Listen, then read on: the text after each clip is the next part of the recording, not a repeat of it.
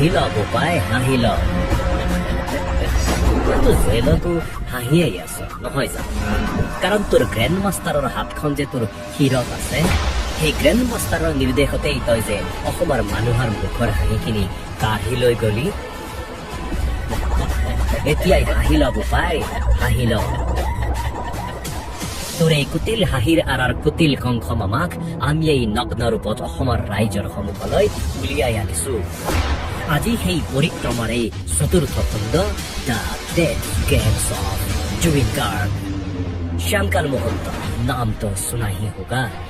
সাংঘাতিক ব্ৰিটিছ একচেণ্টত অসমীয়া কথা কৈ সম্ভ্ৰান্তৰ ভাওজোৰা এইজনা পিছে চাবি দিয়া পুতলাহে গ্ৰেণ্ড মাষ্টাৰৰ সৌকাৰ কোবত হয় হুজুৰ কৈ যিকোনো কাম কৰিবলৈ সাজু থকা প্ৰভু ভক্ত এইজন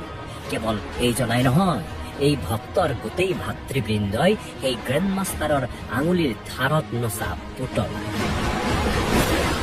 পিছে কোন এই grand master Introducing the Grandmaster of the Games called Dead Games of Jubin Garg. Actually, Shyamkanu মহন্তৰ যিবিলাক অনুষ্ঠান আছিল ৰদালি এইবিলাক অসমীয়া সংস্কৃতিৰ লগত জড়িতই নাছিল আৰু সেইকাৰণে মই কেতিয়াও শ্যামকানু মহন্তৰ কোনো অনুষ্ঠানতে নগৈছিলোঁ এবাৰ মই জজ ফিল্ডত তেওঁৰ অনুষ্ঠানত গৈছিলোঁ সোমাওঁতে মঞ্চৰ পৰা গাহৰি বুলি চিঞৰি থকা কিছুমান শব্দ মই শুনিলোঁ তেতিয়া মই দেখিলোঁ ইয়াত বিহুৰ লগত কি সম্পৰ্ক আছে মই গেটৰ পৰাই ওলাই গুচি আহিলোঁ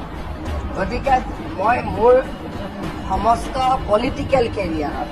এবাৰ তেওঁ পাতা দিল্লীত অনুষ্ঠান এটা গৈছিলোঁ 8 বছৰ আগতে আদাৰৱাইজ শ্যামকানু মহন্তৰ মই কোনো অনুষ্ঠানত নগৈছিলোঁ ব্যক্তিগতভাৱেও তেওঁৰ অনুষ্ঠানবিলাকত মই কেতিয়াও এনকাৰেজ কৰা নাছিলোঁ সেইকাৰণে আৰু জুবিনক লৈ যিখিনি ঘটনা হ'ল ৰাজ্য চৰকাৰে সিদ্ধান্ত লৈছে যে শ্যামকানু মহন্তৰ কোনো অনুষ্ঠানত ৰাজ্য চৰকাৰে ফাণ্ডিঙো নকৰে জড়িতও হৈ নাথাকে আৰু অসমত আমি তেওঁক কোনো অনুষ্ঠান কৰিব নিদিওঁ দ্বিতীয়তে ভাৰত চৰকাৰকো আমি জনাই দিছোঁ যে তেওঁক যাতে কোনো ধৰণৰ স্পনচৰশ্বিপ বা ডিৰেক্টলি ইনডাইৰেক্টলি তেওঁক যাতে পেট্ৰনাইজ নকৰে কাৰণ তেওঁৰ অনুষ্ঠানবিলাকে আমাৰ অসমীয়া সংস্কৃতিক প্ৰতিনিধিত্ব নকৰে না একদম না গ্ৰেণ্ড মাষ্টাৰ মুখ্যমন্ত্ৰী হিমন্ত বিশ্ব শৰ্মাই এই প্ৰভু ভক্ত শ্যামকানু মহন্ত চিনিয়েই নাপায় দূৰ কা ৰিস্তাই নাই এই মহন্তৰ সৈতে এলানি ফটোৰে আমি বাৰু তাৰ প্ৰমাণ দিম পিছে জুবিন গাৰ্গৰ হত্যাৰ গোচৰত বৰ্তমান কাৰাগাৰত বন্দী এইগৰাকী শ্যামকানু মহন্ত যে বহু বছৰৰ পৰাই মুখ্যমন্ত্ৰী হিমন্ত বিশ্ব শৰ্মাৰ ঘনিষ্ঠ এই কথাটো আপোনালোকে জানে নহয় জানো কথাবোৰ কমেণ্টত লিখিব এতিয়া চাওঁ আহক গ্ৰেণ্ড মাষ্টাৰ আৰু প্ৰভু ভক্তৰ মধুৰ সম্পৰ্কৰ এক চমু আখ্যান উল্লেখ্য যে 2014 চনৰ পৰা আজিলৈকে শ্যামকানু মহন্তই এই অনুষ্ঠানৰ আয়োজনৰ নামতেই 3.2 কোটি টকাৰ চৰকাৰী পুঁজি লাভ কৰিছে এইবোৰ নথিভুক্ত সুবিধা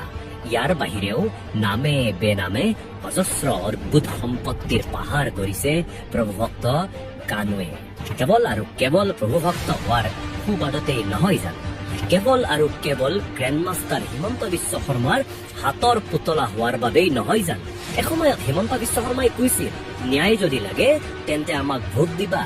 কথাবোৰ ৰাইজে মনত ৰাখিছে এদিন দুদিন কৰি সপ্তাহ মাহ বাগৰিছে অমৃত প্ৰভা সিদ্ধাৰ্থ শ্যামকানুৱেও আদালতত যুঁজিবৰ বাবে অধিবক্তা বিচাৰি পাইছে ৰাইজৰ ৰোষৰ পৰা ৰক্ষা কৰিবলৈ যে এক সুৰক্ষা বলয় নিৰ্মাণ কৰি থকা হৈছিল সেয়াও ৰাইজে বুজিছে কিছুদিন পিছতেই যে এই মহন্ত গেং বাহিৰলৈ ওলাই আহিব সেয়াও ৰাইজে বুজিছে এদিন ইহঁতো ধোৱা তুলসীৰ পাত হৈ ৰাইজৰ মাজতেই মিলি যাব পিছে গোপনে এই মহন্ত গেঙক সুৰক্ষা দি থকা গ্ৰেণ্ড মাষ্টাৰ মামা তুমি কলৈ যাবা